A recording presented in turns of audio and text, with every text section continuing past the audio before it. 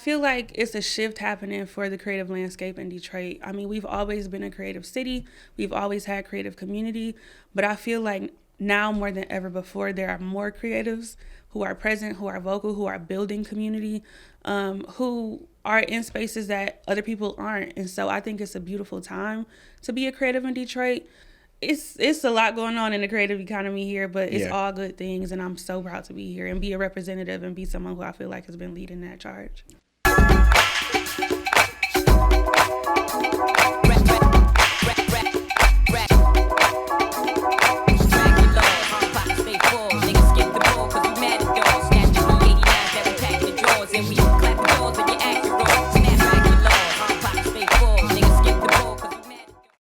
This episode is brought to you by our friends at Bamboo.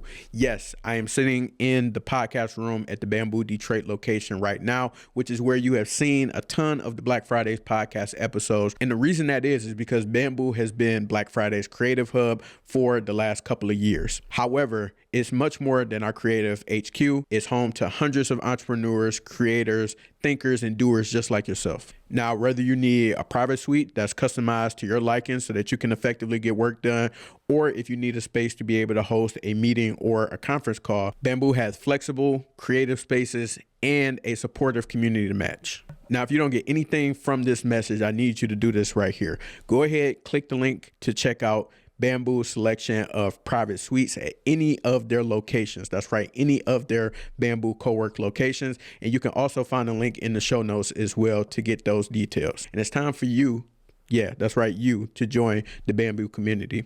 That's it. Time to get into the show. What up, though, Black Fridays family? Welcome back to another installment of the Black Fridays podcast. Before we get into today's episode, I need to hit that like button, subscribe, drop a comment, send some videos to some friends, family, and loved ones so we can keep this thing going. Now, for today's guest, I want to introduce you to someone who you could say has been social in the city and is even Detroit's CEO. Miss Amber Lewis, how you doing today? I'm good. How are you? Thanks for having me. Absolutely. So tell us, how does one become the CEO of Detroit, and what does that mean to be the CEO of Detroit? Man, it took a lot of years of being who I am and like publicly sharing that in order to be in a position to be Detroit CEO. I think my partnership with Visit Detroit came about because I met with their new marketing director. I think he started Visit Detroit in like 2018. So once he started, I met with him, like I was still at the city at the time, like how can we support and amplify what y'all are doing and vice versa. And in that meeting, he was like, I'm going to have some work for you outside of this. And I'm like, okay.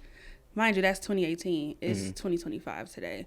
And so in 2020, he had a marketing manager who reached out to me like, hey, we want you to be like our first ambassador. I was living in New Orleans, and they're like, it's great because you'll be visiting Detroit, and we're Visit Detroit. And I'm like, okay. And so we did like a pilot run of me taking over their Instagram story.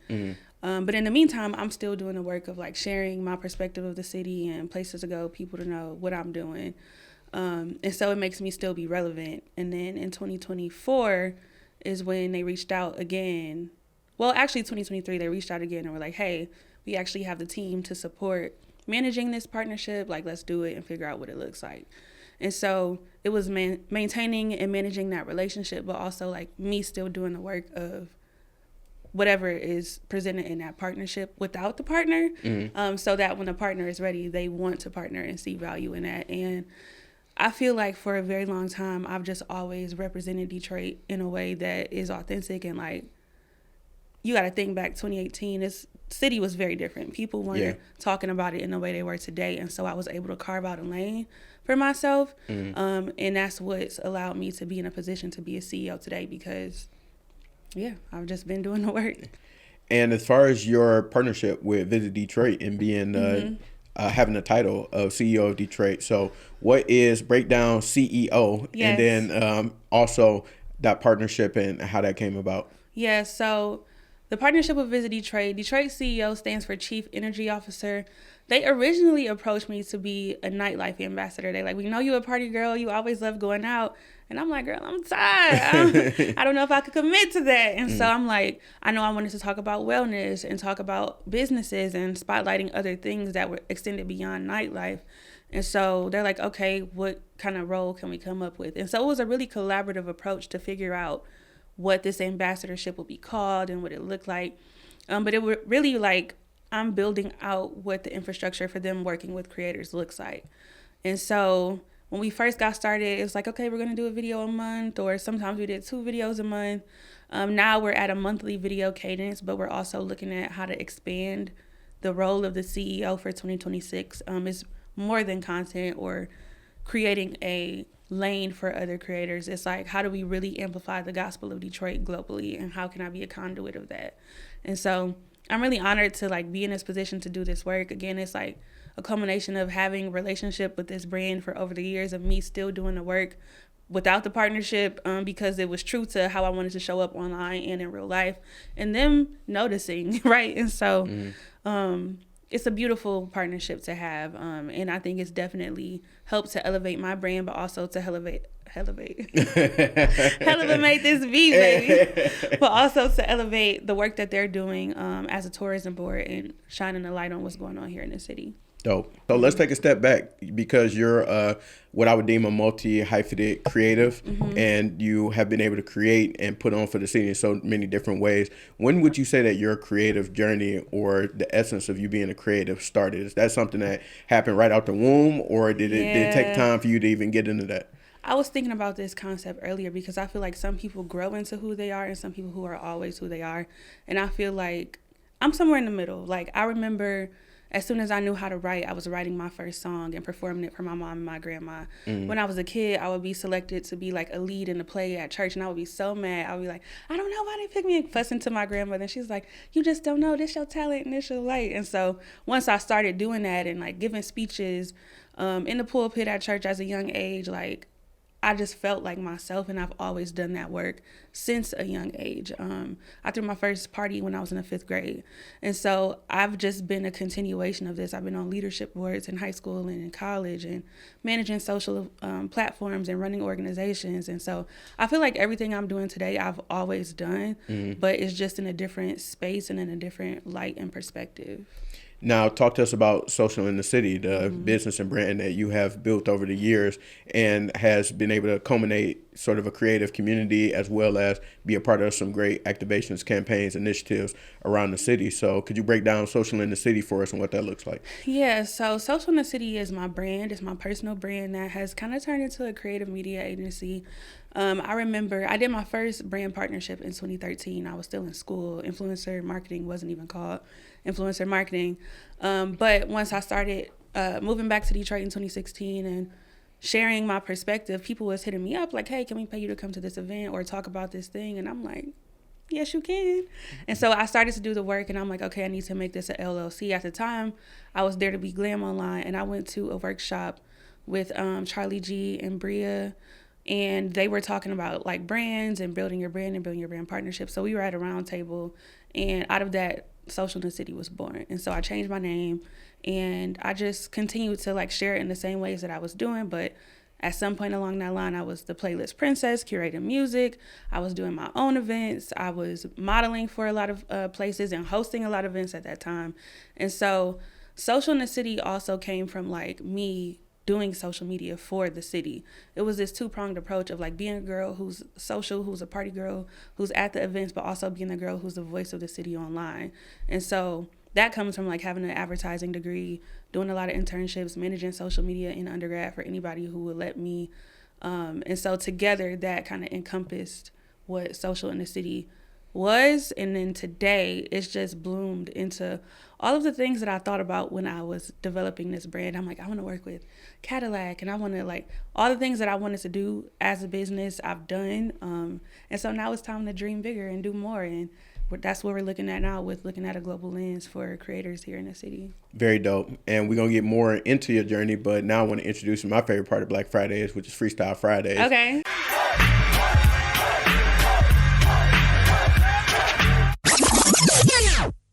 So you should know how this go by now. We're going to need 18, 16, 8 bars, whatever you got.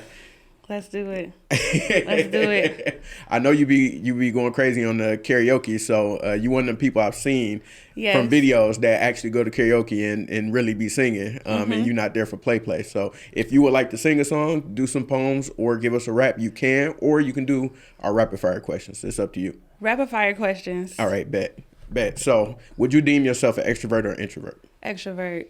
Okay. When did you come to that realization that you were an extrovert? I love outside. I love being outside. I love talking to people. I do need my time to recharge naturally, but probably when I was in grade school and I would get 3s in citizenship for talking too much in class. Do they even still do citizenship I don't think anymore? so. I don't think so. They just let the kids freestyle now. Yeah. They pass them either way. So. Right. What would you say is your favorite place to co-work or get work done? Hotel lobbies, for sure. I think I love the ambiance that a hotel provides in terms of the details of the experience, the scent, the cafe offerings, and just like the furniture. It just makes me feel like, let me get something done. Like, it makes me feel like the essence of being social in the city and wanting to be productive. Dope. If you could have dinner tomorrow night with 5 guests, people all that you do not know, they could be famous, they could not be famous, they could be local, international. What 5 people are you inviting to dinner? Beyonce, immediately. Okay. Solange, why not? Okay. Kanye West. Okay. I need to know what's going on. We need to reel that in. Let's have a talk. Who else would I like to sit at the table with? I feel like I want to invite a researcher who's doing work around the psychology of social media influence and trends. I don't know a specific researcher, but I would like them to be at the table just because I love to learn. I love academia. I love research. And I just feel like that would just be such a nice touch to the conversation. You see I'm nerding out right now. And someone from overseas, but I don't know where or who. Okay. Yeah. But I feel like if this dinner was happening just the way my life works, I would meet that person between today and the dinner. Like, Yeah. oh, I'm having a dinner tomorrow. You should come in. Yeah. For sure. Who would you say is, I'm blanking on my question, but I'm going to skip to the next one. Okay. Where is your favorite restaurant in the city? Now, come on. My favorite restaurant. I don't have a favorite restaurant in Detroit. I really don't. Okay. I don't. Okay. It's that you got some deals you can't step on? No, it's not even that. It's just like I go out to eat all the time. I'm going to brand dinners all the time. Gotcha. And there's no place where I wake up like I have to go here, especially I live downtown, so the neighborhood in and of itself is kind of repetitive for me. Understood. So, what's your favorite event that you've done either in recent memory or that you were really proud of? I would probably say the first event that I did in partnership with Bumble, it was called The Business of Black Women, and I brought together like a woman from wellness, a woman from crafting, a woman from finance, and me to talk about like the holistic outlook of the experience of being a Black woman during Women's History Month. I feel like that was at the beginning of my business and really a catalyst for how I did business till this day. And it was packed. I remember my grandmother came and people were in there crying. It was a really good and impactful experience that motivated me. I still look back at those pictures today and I'm like, yeah, I'm grateful for that girl and the women who showed up in that room. That's dope. Do you have a favorite social media platform? I'm an IG honey. Okay. I love Instagram. Okay. But LinkedIn, I love LinkedIn too. I think LinkedIn is so slept on as a resource and a tool, especially for creatives, because everybody who's signing the deals who are looking for creators, they're on LinkedIn. But even beyond that, like I just feel like because I love to learn and I love to be in an ecosystem of business, LinkedIn is a place that I love to be. So Instagram is where my business thrives, but like LinkedIn is where I kind of share more and soak it all in. And we connected on LinkedIn, so. Yeah, I agree. I'm definitely a big proponent of LinkedIn. I've been trying to teach people how to be more active on LinkedIn and why they should be more active. I need to be more active myself. I haven't been in recent memory, but definitely need to get that back going. So appreciate you for partaking in Freestyle Fridays and thank you for engaging in the randomness. Should I still do a little rap? I mean, you can. Ooh, why not? I feel like if my dad was here, he would like, you gotta rap. Because growing up, my dad would make us freestyle in the car. Like everybody has to go bar for bar. And so I was forced to freestyle. Now, why was that? I don't know. He just liked to rap. He always started his raps like waiting and debating for so long. Even to this day, we recently did it. Me, him, and my siblings. We were at my grandma's birthday party. So, but I feel like I would cuss, and I don't feel like cussing right now. I know this is a family-friendly show.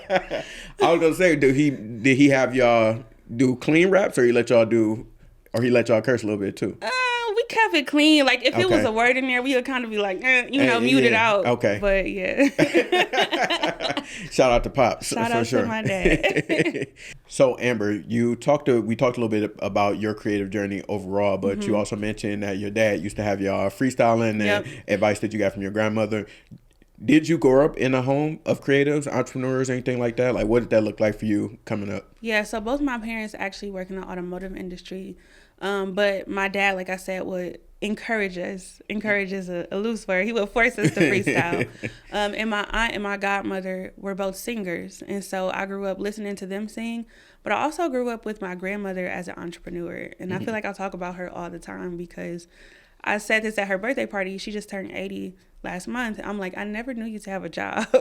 Like, she had an event design company in the 90s. She had a vegan restaurant in the 90s. Like, things that you see a lot of people do today that wasn't so popular back then. Like, she was doing all of those things. And so I felt like I saw her be creative in her works and in her business and as an entrepreneur. And so I felt like both, she's a writer too. My dad writes, and I feel like they kind of cultivated creativity in me in those ways, but also like my school systems and the environments that I made sure I was in terms of, I went to Youthville and like they had a recording studio in there when I was in high school, and like I went to a performing arts high school, and so I was learning how to read music and classically trained vocalists and competing for superior rankings in the state for things like that and singing solos. And so even at church before that, I was put on the spot to be in plays and give speeches and sing. And so I feel like throughout my whole journey, my creativity was cultivated by my community, whether it was in the household or my grandmother listening to me to sing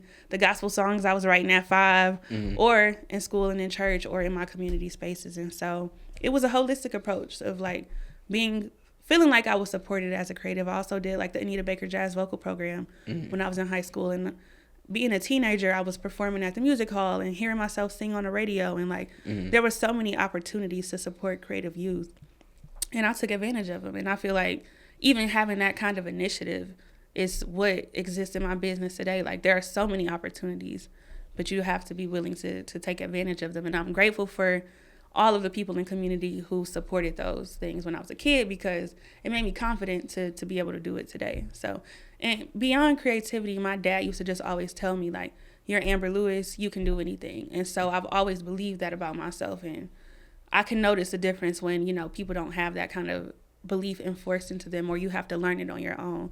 And so whether it was creative or confidence, like, those are environments that I was raised in. So very nice. So getting back into your creator journey and your work that you do with Social in the City, one of the things that I wanted to talk to you about was one of the events you put together for creatives, and you literally had hundreds of Black people in the streets doing photography, doing videography, collabing on social media posts. Yeah. How did that come about, and how were you able, how did that come about? I'll just stay right there.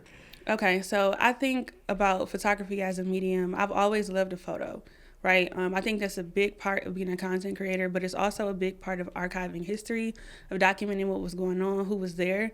And so I try to integrate photography into my event experiences as much as I can. For my co-working event, Work in Progress, it started in 2021, and we had like a portrait experience there. And so annually at our Work in Progress events, we do portraits to just capture the creatives as they are. And a good friend of mine, Micah Shoemake, also does these portrait experiences where she invites a select group of creators, typically women, to come together. Well, her last one was women, and then she did one in the streets, just to come together. And like, I think her first one that I went to was like for Fly people only. And then there was another one that was all women who were like entrepreneurs. And so when I was thinking about cultivating a community for creators, I'm like, if I want us to be a global power player, visibility is a big part of that, right? When I'm going into these rooms in Paris or DC or New York, and I'm like, Detroit, they're like, Detroit? And I'm like, yeah. I'm like, they don't know. And so a part of that visibility is just documenting us. And so I hit Micah up like, hey, do you want to collab on a creator shoot? And she's like, immediately, yes. And so we just put it together, figured out, I knew I wanted to pair creative directors with photographers, and she already had some photographers who she worked with. I had some photographers who I worked with, some creative directors who I worked with. So we reached out to them like, hey, I want to do this. They're like, yeah, let's do it. So we all came together. We put out a flyer. It was an open invite. I think we teetered between whether we wanted to like invite certain people or just have it be open to whoever deem themselves as a creator. And we went with the latter, and I felt like that's really the true essence of cultivating community, is going beyond who you think is a part of this community, inviting people who are really in this community to show up. And it was crazy. Like, we did a pre-production call where we paired each photographer and creative director with a specific location downtown. Like, you can go here, you can go there, you can go there. And then we split people up into groups as they showed up. And so we allow everybody to get time at their individual spots. We did group shots, we did solo shots, and then everybody came together on the rooftop. It was this huge picture. And I just felt like it was so powerful and impactful for so many creators to come together and be like, first of all, you're affirming yourself in this industry. And it was some people who were just starting out, who were wanting to get started, some people who have been veterans and who are known as creators. And I think that's the magic of community, right? Like, you don't have to be an expert or a beginner to exist together. And so that's what that photo shoot felt like for me. It was like me and Micah as creative minds coming together, bringing in other creatives who want to collaborate and allowing them to shoot in their own creative expression, and then inviting other creators. And so it was so much content. You could imagine, like, you're bringing together hundreds of content creators to be captured by photographers. It was photographers who showed up who weren't even part of the shoot. They just wanted to shoot. Yeah. And so I feel like that also just allows all of us to get back into the energy of creation without like having a deliverable or deadline, or like, we're just coming together to be creative. And so that's what we do. And it was just such a beautiful moment. I feel like people are like, when's the next one? It won't be this year, babe. That was a lot of work. Yeah. But I do think it's something that we could do annually to bring folks together, because I feel like it was a couple hundred people at this one. Next year is going to be even more people, because day by day there are more creators showing up, wanting to do content, posting online, going viral, getting their brands established and developed. And so, like, we're just making our footprint and making our mark. And so I was very, very proud and happy to have that happen. Yeah, and the way that it looked, it gave me kind of like New York vibes, where, you know, anywhere in Manhattan or some of them different areas in New York, people will just be doing photo shoots, and you'll see models, and I forgot what you call them. What's the name? You say you paired photographers and creative directors. Creative directors, yes. You will see those people just out and about, in the streets, just creating content. And it was definitely beautiful to see so many people. They came out in their Sunday's best, and then they showed up and got the content and made it happen. How was the energy on that day? And like you said, I know you said it was stressful, but it was crazy. It was like everybody, first of all, looked good. They felt good. They showed up just excited to be there. And again, like, it really fostered the energy of creativity and creation, which as a creator, sometimes you can get bogged down by like, I need to post this many times a week, or I have to do this for this partnership, or I have to do this meeting. So to be able to just show up and exist in creative energy among other people who are creatives, I feel like we all charged up from that moment. Like, it was, for me, I'm like creative directing a group of shooters and photographers and creatives, but then I'm like running around to each group to make sure everybody's good and hopping in pictures while I'm with these groups and like still trying to run the show but be a part of the show. And it was just so good. It was crazy. But even the people who are on the streets are like, what y'all got going on? And so that's what I want to cultivate, the energy of like, what are they doing in Detroit? So that we can get that investment from the global economy. Yeah. So being a huge ambassador for Detroit and Detroit creatives, where do you feel like the state of Detroit creative community economy stands right now from your viewpoint, the people you interact with, the stuff that you're able to be a part of? How do you feel about that landscape of creatives? I feel like it's a shift happening for the creative landscape in Detroit. I mean, we've always been a creative city. We've always had creative community, but I feel like now more than ever before, there are more creatives who are present, who are vocal, who are building community, who are in spaces that other people aren't. And so I think it's a beautiful time to be a creative in Detroit. But I also feel like there's a need for all of these sub-communities to come together as one so we could work together to pull the needle forward. Like, we're naturally all working towards the same mission. And so it's just beautiful to see so many people doing it. And that's kind of how I feel about it. I do think there's also a learning curve when it comes to brands here, in terms of like what makes sense for a contract and agreement for creators, what a rate is. I feel like I'm constantly having to educate brands on what's equitable.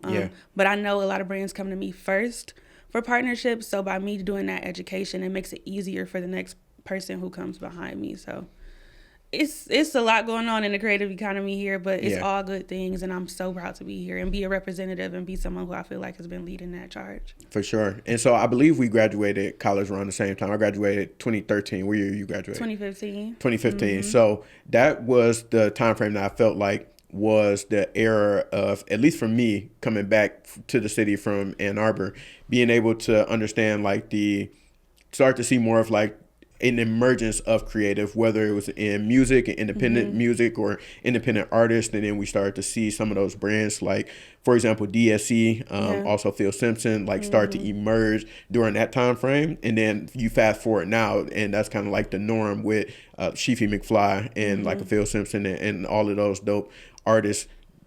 Could you talk about that transformation for you, being someone who like came out of college at that time and came back home to where we are right now? Well, I think for me, my experience with the creative industry was a little bit different because I went to DSA, and so we were always creatives, right? Like Sheefy went to DSA, Tony Hooligan went to DSA. Okay. We were going to the Red Cup sessions in high school and like all of these events that creatives, independent artists, and et cetera were curating. So we already kind of had a sub community for creatives, even in high school. Gotcha. And so then going to college, like, I remember like Kari would come visit me. Like all my creative friends from DSA who are successful now, they would come up and visit me at State. I would go visit them at their schools and we would still keep up with each other. And so now I was having this conversation with my friend Adria, who is a trauma-informed wellness instructor, and Donovan, who DJs everywhere, producer. Just talking about like how we were all in the same place, like really stepping into who we are today. And like over the last 10 years, seeing the fruit of that labor come into fruition. But I feel like it wasn't without people who were before us. And I think the reverence for those who were trailblazing before us is what is lost on today's creative economy and the creative scene. Because there are women who I can point to directly and say, like, I know how to do a good event because I helped Kim Dobine with events, because I was helping Megan Ward with events, because I was helping Tony Jones with events, because I was helping B Brown with events, right? And those women showed me what a good event was like, how to market it, how to brand it, how to sell it. And so I know those things because of them. Or I know what a good creative scene community looked like because I was at the Red Cup and I was seeing them doing those ciphers. And I see a lot of them today get plaques for their music, right? And so I know what the growth looks like. And having had those examples, I feel like just sets a better level of excellence and a better standard and a better bar for me. But also it's just like we're really rooted in this work, right? Like that was our community. And so we're still here. We're still doing the work. Seeing all those people bloom, whether we have those personal relationships or not, is like the beauty of community and coming together and starting somewhere with somebody, whether that's next to you or in front of you or behind you. And so it's our responsibility, having been those people 10 years ago, feeling like we're coming into ourselves, to make sure the people who are coming up today, we are those examples for them, right? Like, so I hope that answered your question. No, it does. Do you feel like you got OG status at this point? You know, somebody told me that. One of the creator girls, she was like, yeah, you was the OG It Girl. Her name was It Girl online too. So I'm like, okay, I'll take that, you know. As long as they're not calling you TT. As long as but I have nieces. Oh, okay. So you're literally a TT. Yeah, I don't mind, like, whatever. Like, I'm 30, like, you know. It is what it is. Comes to territory. Yeah. So you mentioned that you essentially educate a lot of brands as far as what it looks like to work with creatives and possibly help them navigate which creatives to work with and how they can partner with them. What are some things that you feel like brands overall misunderstand about the creators? And then I'm going to ask you the reverse of that question as far as what creators may misunderstand about brands. I feel like brands misunderstand, number one, how much it costs. If you were going to an ad agency for the same spot, you would be paying them millions of dollars. Don't be cheap over here. Number two, I feel like they don't really realize the time that it takes. I feel like working with a lot of brands, especially when it comes to social first content, it's like hurry up and wait. We need this out now. We need this back today. This is still a creative process. And so you have to, when working with the creative, respect that process. And those are the two things I would put on the brand side. On the flip of that, I feel like creators don't really understand the value of what they provide, which is why brands can come with $3 and creators will accept it. And it's like, again, because I have an advertising degree, I know how much an ad agency would get paid to do something like this. And we have direct to consumer impact. So like that's worth something. Also, at an agency, they will have departments to do all of these things, whereas you're one person being the account manager, managing the finances, developing the creative, writing the copy, shooting the content, editing the content, posting it, managing the community, reporting on the analytics. When in an agency, they have all of these departments with several people to do each of these roles. And so I feel like creators kind of undervalue what they provide in terms of the work. And also overthink just how you can get in relationship with the brand, right? Be like, how do I connect with brands? Open up your mouth the same way you connect with everybody else, right? Like, and so those are the two kind of things I would say on the flip, as like someone who's hired creatives and someone who has worked with brands.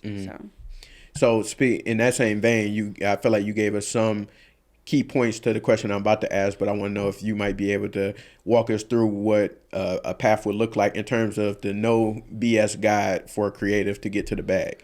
And if you want to get brand deals, if you want to get paid on social platforms, whatever the case may be, like if you have like a no BS, let's get straight to it. These are the steps you need to take. I mean, the beauty of the industry right now is there is no standard. So whatever number you come up with as your rate is your rate. Okay. Nobody can be like, oh, your rate isn't your rate because you need to get paid this much. Like, no, this is my rate. And I think that exists for any creative, but especially content creators right now.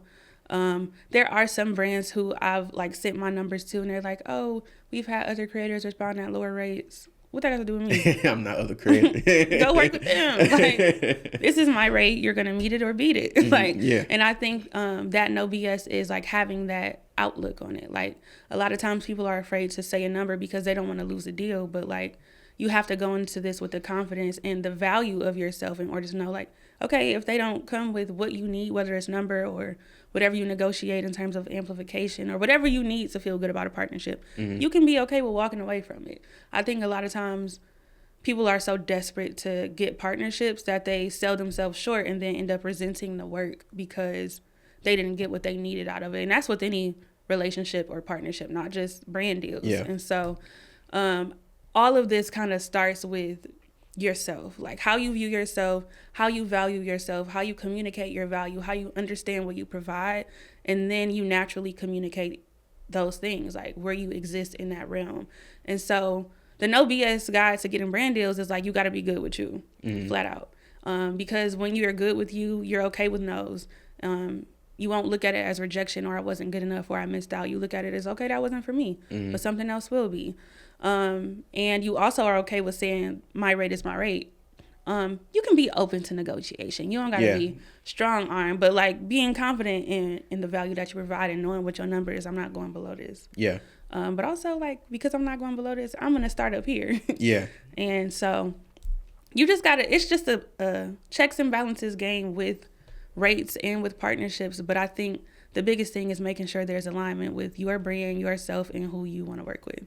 And not just because so-and-so work with them, oh, and I see they're working with creators, and I want to be on that same kind of path, so I'm going to work with those same brands. Like, what do you need for you? Yeah. And so that's kind of my biggest tip for creators when they're looking like, I want to get started. Okay, who are you? Yeah. Who are you outside of the brands that you want to work with, outside of what you see everybody else doing? Who are you as a person, and how do you show up in this work, in your brand? What's your voice? And then what brands naturally align and connect with that? Because that's where you won't have to negotiate your value. They'll already see it, right? Because you're naturally who you are. Facts. And I've been through this platform, I've had the opportunity of people coming to me with opportunities. And so I know exactly what you mean when it comes to that, especially if you continue to do the work and you are putting out quality content and you present yourself in a certain way, the opportunities definitely come. I want to see if I could use you or use myself as a case study, because I know you said open your mouth when it comes to working with brands. You don't work with Cadillac. Yes. I just so happen to be a black man that drives a Cadillac. Period. So let's say Black Fridays would love to work with a Cadillac and General Motors. Yeah, let's do a podcast in the Cadillac, in a Cadillac, Escalade specifically. But you know, I'm not picky. How would one make something like that happen? Okay, so what I would do is, first of all, make sure you're posting you in your Cadillac. Okay. Second of all, you said this, so now you got to post a clip and tag the relevant people who could make that happen at Cadillac, and you find those people on LinkedIn, looking at who's on their multicultural marketing team, who has done deals with Cadillac before? Who did they tag in those posts when they did those deals? Like, you got to do a little digging to get to the people, and then like making sure that you're in front of them. Okay. Right. And sometimes that means you're going to an event that they're doing and like introducing yourself, or if you see them out, or asking for a referral from someone that you know worked with them. But there's no wrong way to network to make the connection, but maintaining the connection is what makes the difference, right? Yep. You can meet all the people in the world, but if you don't have integrity, or if you do something within your brand or business that's like, or you just don't maintain that relationship, it's like, oh, remember we met back in, no.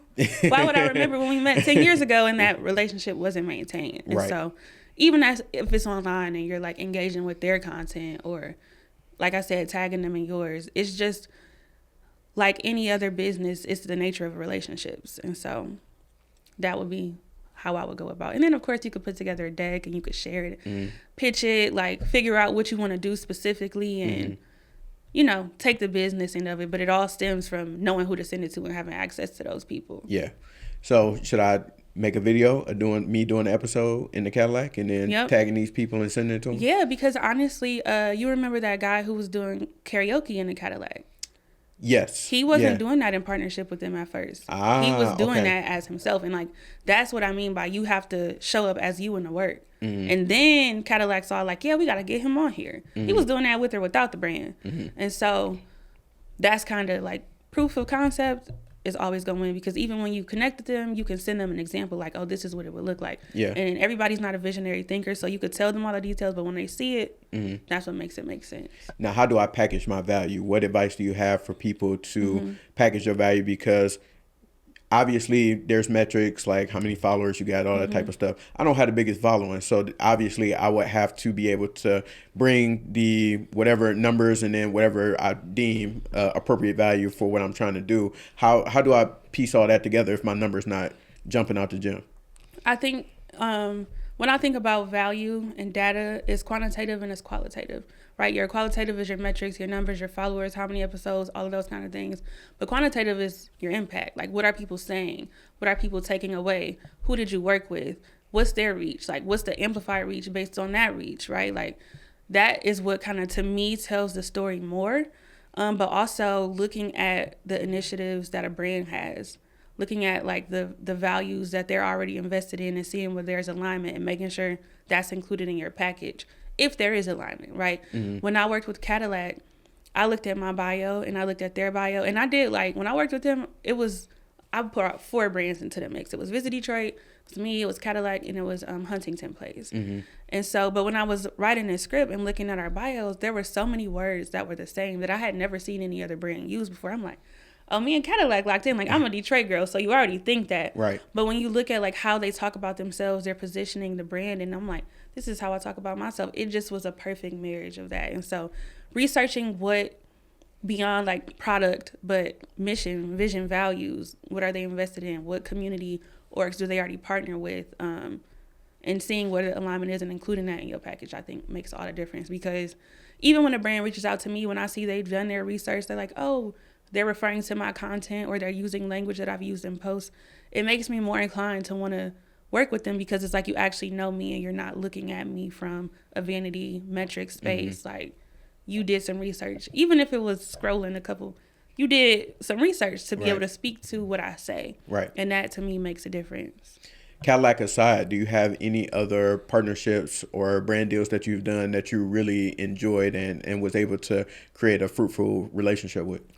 I've said Visit Detroit like 15 times already, but Visit Detroit. Yep. I feel like my partnership with them is really just an extension of the work I've always done and amplified in a way where I'm being paid more for it, right? Like, again, I'm telling people proof of concept, do the work. So when you get a partner, that was literally that. Like, I was already doing these kind of posts. Yeah. And now I have this platform behind me. Patron, which is a new one for me. Okay. I've worked with different brands under the Bacardi portfolio, but Patron just started like within the last month. They already took me out to Mexico. I learned a lot about the product, and they really want me to integrate the work that I'm doing with creators into my partnership. And again, that goes back to like a brand doing their research on me and knowing what I stand for and my values and wanting to integrate that just beyond like do some posts, do some events. It's like, no, let's like, how can we amplify what you're already doing in your work and what you're already doing in the community and put our Dope. support and our dollars behind it. Dope. And so I've been able to dream up some really exciting things, and I'm looking forward to bringing to the creator community this fall. I was invited to go to Paris through Detroit Salon, which is an arts initiative. I had dinner at the U.S. Embassy. I think that was my first like international brand trip. I've done like some local ones with Pure Michigan and here and there, but that trip for me, it was like a group of fine artists and curators, right, for the DIA and the Right and Cranbrook and artists whose work are in these spaces, and then it was me, a content creator, like, hey y'all. And so I think just being able to represent Detroit in that way, represent creators in that way, and then they spent the block, and we might be doing some more amplified work this fall for that initiative in partnership with some social platforms. It's just like anything that's continuous, that acknowledges the work in the community that I'm building and that allows me to grow that community work tends across the board for me. Cadillac, of course, they gave me an Escalade for like 2 months. I don't even drive, but baby, I was in that Elay, okay? I felt like I had my payroll on, like I felt real bossed up in that Escalade. I'm like, oh, maybe I do want to get in that road, you know? So that was always good energetically, because I felt like myself in that car, man. And they had it all, I don't want to say tricked out, pimped out, but all the features, right? Yeah. So I think those are 3 recent ones. And then going to the White House with the former administration, like that was really, really good. It wasn't a partnership per se, it was an invitation, but just being in a room full of the 100 people from the creator economy across the U.S., like top people. I met Jackie Aina, who's somebody who I looked at before I even considered being a content creator. And I was representing Detroit as the only person in that room. And so that was always just like a good moment and a special moment. And I met a lot of people who I'm still in relationship with today, who are building communities in their respective cities in New York, and really like helping to influence how I'm building community here in Detroit. Yeah. So given that you are the ultimate Detroit girly, I know that you had mentioned in 2018 you were working for the city and being able to do some create content for the city and be able to do some branding and unique campaigns that way. But you also had mentioned that you had moved away. And so as someone who has lived away from Detroit for 4 years of my life and then came back, would love to know what took you away from Detroit. What did you learn, and what brought you back to Detroit in that journey? Yeah, I think Detroit, we have a history of being a city that hustles harder. And I was deep in my hustle bag. Like, I had my job, I had my brand, I had like 3 sub umbrellas of my brand that I was showing up as. And I was just tired. I felt like I was giving so much, and like as much as you will give is as much as people will take. And so there was no shortage of requests for the work. And I wasn't saying no to a lot of things because it was like, oh, I would love to do this. I was interested in doing this. And so I would work my 9 to 5, and then I would go host an event from 5 to 8, and then I would go DJ an event from 8 to 10, and then I had to wake up the next morning and do it again, and like doing that day after day. And my job was already so demanding, was just a lot. And so I quit my job in 2020, which crazy, but that was a crazy year. And I gave all my stuff away. I moved to New Orleans because I was really like, I had the vision of living in a different city for a month at a time. I used to be sitting at my desk like, I'm gonna go to the airport and get on the next flight out. Because as much as I love to work, you still work with people who don't necessarily understand it. Yeah. And so I quit my job, and I'm like, I'm gonna live in a different city for a month at a time. I put this deck together, like the Social in the City tour, in the middle of a pandemic. Like, let's be for real. I'm like, I'm gonna travel to these cities and build creative teams in these cities and like establish a footprint for social in the city in these cities. But New Orleans called out to me so strong. It was like every day something else about New Orleans was popping up on social media, in conversation. Podcast was coming up, and I didn't even listen to podcasts at the time. I'm like, okay, what's up in New Orleans? I had only been there twice, but I'm very like, if I get a message, if I know something, I got to act on it, because I know otherwise I'll be the source of my own suffering. So I moved to New Orleans with 2 suitcases and a yoga mat, my laptop, and I was there for a year, and I really just had time to just be with myself. I didn't really know anybody down there. Like, I had met like maybe 3 women out of the 2 times I've been there previously. And so I really just had time to like create a home and like I gave all my furniture away, so I had to buy new furniture and build a space in a way that was just for me, and be in the garden and go for my walks and cook and make new community and make new friends and like re-fall in love with all the things that I was so burnt out from back home. But it also gave me space to develop like who I wanted to be as an entrepreneur and how I wanted to show up in the work. And so I came back to Detroit to do my first like paid work. I moved in November, and I was producing a campaign in February with Foot Locker for 313 Day called Detroit Go. And it was with reverence to Detroit rappers from different niches of the community. And that was actually based on a poem that I had wrote years ago about somebody I was dating. And it came to me when I was laying down like, oh no, this is about Detroit. This is about Detroit music. And I just had room to be creative, like, and to go back into my Rolodex of things I've already done and pull up those roots to plant somewhere else and come back home and make some money and go back and relax and just have some time for me without having to give everything I had to other people. And so when I returned to Detroit, I had this renewed sense of energy of like being charged up to do the work again, to get my feet on the ground and run with building out the narrative of real Detroit from real Detroiters. And so I learned how important it was to make time for myself, to give space to myself, to allow myself to get into my own creative flow without giving everything away. And I feel like in this moment in my own business, I'm back in that space where I feel like it's been partnership after partnership after partnership after partnership. And I've noticed like I need to reintegrate my voice into my own brand because I've been speaking for everybody else. And so I'm actually posting today a series launch of courting my own creativity, just to get back into the groove of like being creative for the sake of being creative and not for the sake of the campaign. And so thank you to the 2020 me for taking that time so that 2025 me can be like, you're doing too much for everybody else. You need to do something for yourself.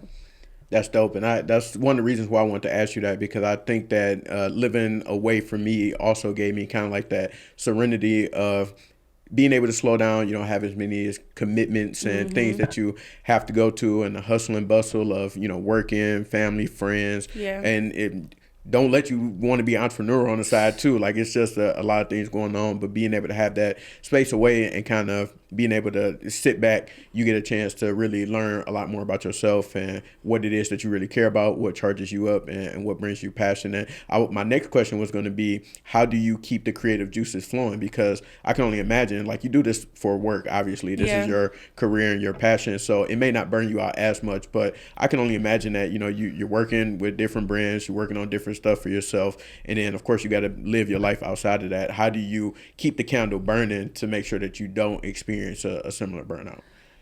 I feel like the creativity doesn't lack. Like there's always an idea, there's the capacity issue, right? And so the burnout comes with having all this creativity and feeling like you have all this capacity when you're just one person. And that's where mine lives.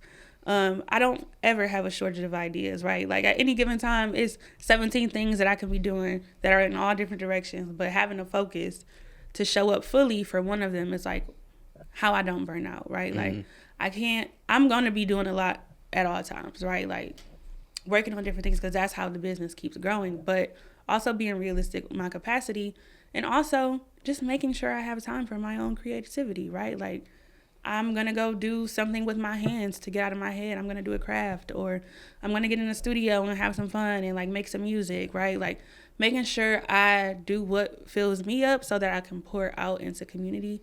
But even this weekend, hosting 4 events back to back, I'm like, I'm burnt out. And they were all day events, right? It wasn't just like, 2 hours here and 3 hours. No, 12-hour days. And so I'm like, okay, Monday I'm in the bed, right? Or Monday I'm only working on, I do that on Mondays anyway. Monday is a social in the city day. Okay. So if it's not social in the city, you won't be seeing me on a Monday.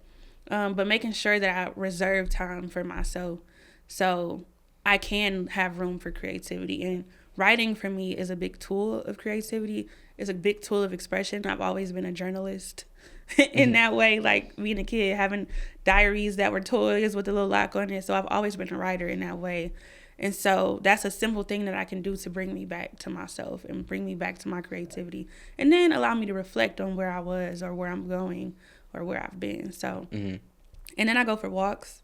Nice. I'm a girl. I go for a walk every day, sometimes for multiple hours.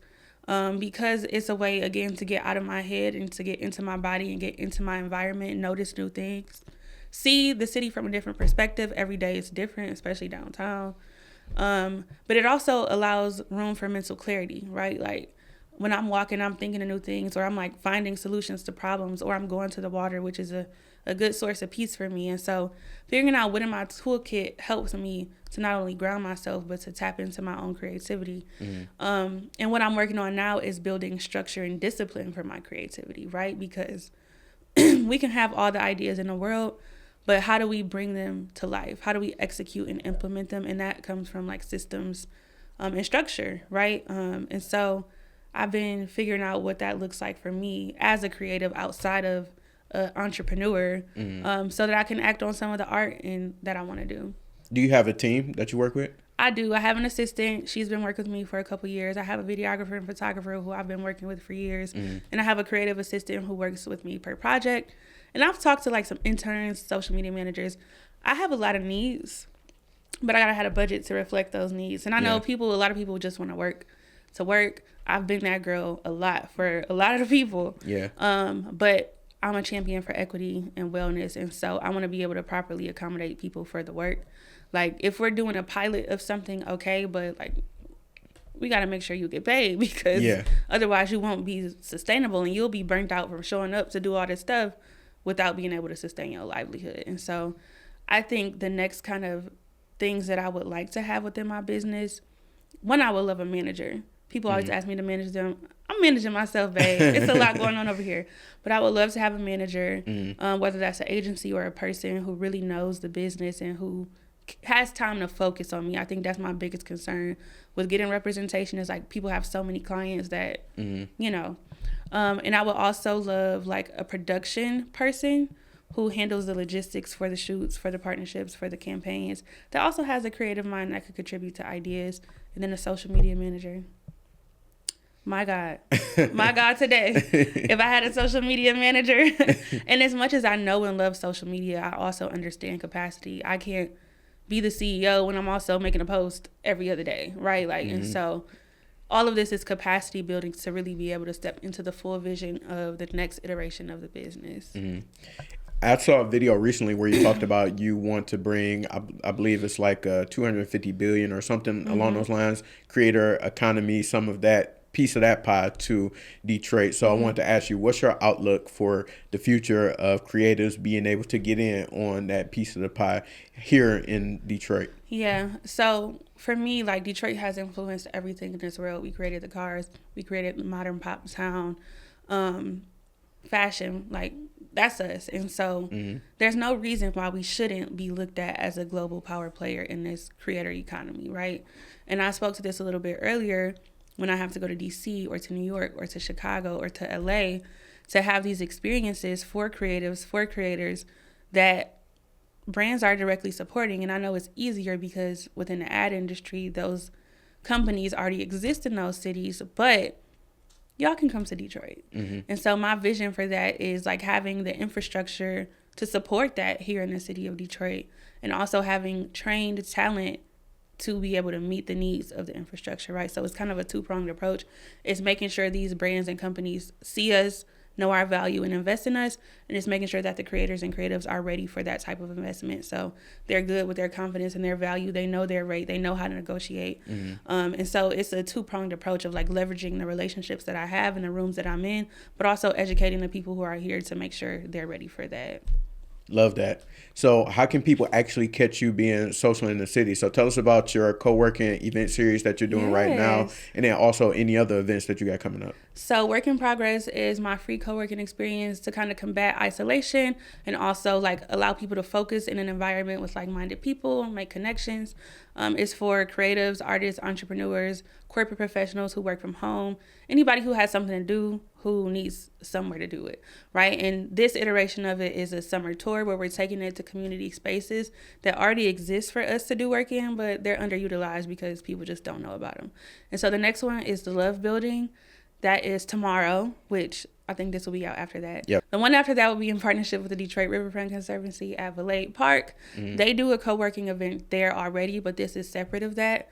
And then so I want to give you the tea for the September ones. Hey, we like exclusives here. I will be doing one with Michigan Central in September in tandem with their Fridays at the Station programming. Nice. And I'm going to be curating some really special experiences with that one with some of my friends who are artists. I'm really excited about that one. And then our closing tour will be at Spotlight, which is a cafe during the day. We know it as a club at night, but they are open as a cafe during the day. And so that kind of concludes that work in progress tour.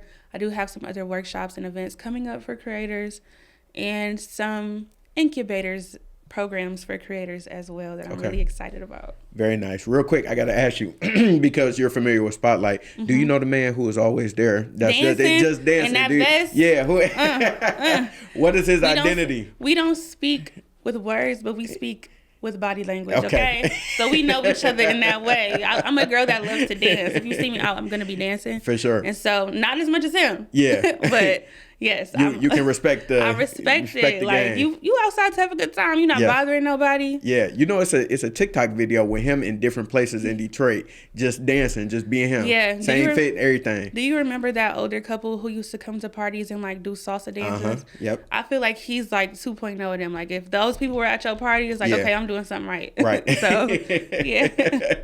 Very dope. And you mentioned you just dropped some merch, or you got merch out now. So yeah, tell us about that and what made you go that route. So this is my first piece of merch. It's summertime. It's a shirt that says Detroit Creator. I feel like when I'm thinking about the work of, making us a power player in the global creator economy and visibility, I think something that's stamped that says this is who I am, that you can wear in other places. I know I have a hat that says Creator from the CCNYC. It's not from them. Sorry. I know I have a hat that says Creator. That's from, what is his company called?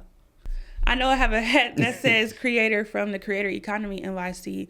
And I was in one of the hotel lobbies I work in, and I was wearing it, and this girl came up to me like, did you get that from there? And so I want Detroiters to be able to have that same experience when they're going out in the city or when they're going out in the world, to be able to say, this is who I am, this is where I'm from. And we already a city full of people who have a lot of pride. We want to represent Detroit. So why not say, this is who I am? So yeah, I have a limited drop of the Detroit Creator tank. So it's out right now? It's out right now. Okay. And I've kind of exclusively been selling them at Work in Progress. I haven't even promoted them yet. So yeah, but they're out. I do have them available online, and yeah. So hopefully our next Detroit Creator shoot will be full of Detroit Creator tees. That'd be fire. So are you planning to do different variations? Because I know you said you got the tank out now. And the tank is women's size. So Okay. guys have seen me and it's like, you got this guys? I'm like, nah. But that's also because I feel like streetwear is always catered towards men. Yeah. Like we need something for the ladies too. So I do plan to do some t-shirts for the guys. Maybe we'll do some hoodies for the fall. And just see like how it's received and what people want really, because like this is for us, this is for our community. So what people want is what people will get. Yeah, you can do the G unit beaters for the fellas. I'm screaming. Right, we are in the Y2K era of fashion. They will definitely wear it. Exactly.